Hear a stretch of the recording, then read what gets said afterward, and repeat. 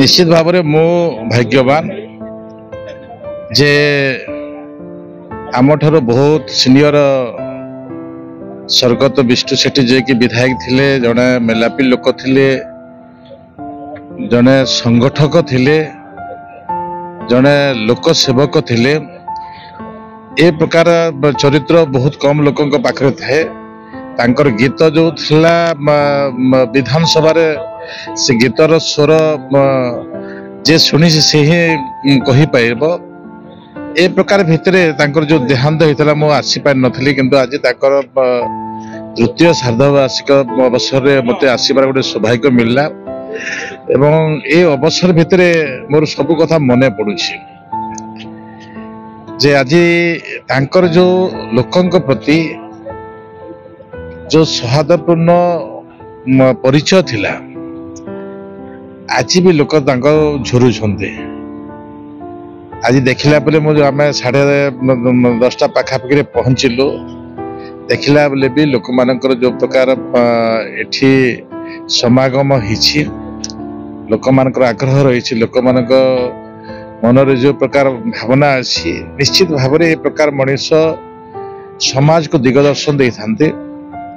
ए प्रकार लोकंक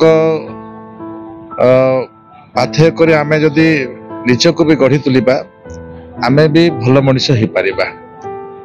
ए गोटे चरित्र। द्वितीय चरित्र होछि संगठन क्षेत्र रे भी तांकर स्वर अति शाणित थिला, स्पष्टवादी थिले, निर्विघ्न रे उत्तर रखुथिले एवं स्पष्टता एमिति थिला। तांको कथा को कौनसी ना कौनसी मुहूर्त रे भी आलोचना हला बेले से कथा को लोक ग्रहण करुथिले, संगठन ग्रहण करुथिला।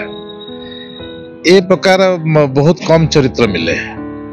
से विषय भी मो संगठन रे देखिबार गोटे सुयोग पाइछि, विधानसभा रे भी सुयोग पाइछि, मिसिबार सुयोग पाइछि, थट्टा हेबार भी सुयोग पाइछि। थट्टार कही हेबोनी। मो भी समय समय टिके टिके पिन मारी दिए माने हमको भलो लगे। दीपद टिके गाली शुणिबो टिके भलो लगे, हमठू बहुत सीनियर गाली शुणिबो भलो लगे।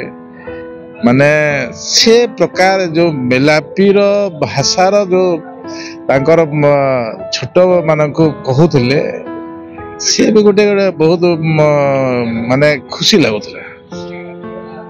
जहाँ भी हो आमर सौभाग्य तांकर पुत्र आज मंत्री अछंती।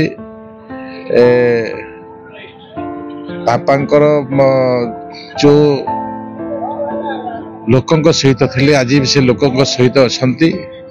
ए प्रकार आमे भद्रक शहर को भी गढ़िबा, भद्रक जिला को गढ़िबा, राज्य को भी गढ़िबा। ए प्रकार नेतृत्व तैयारी हंतु आज दिन में यह कामना करुछि।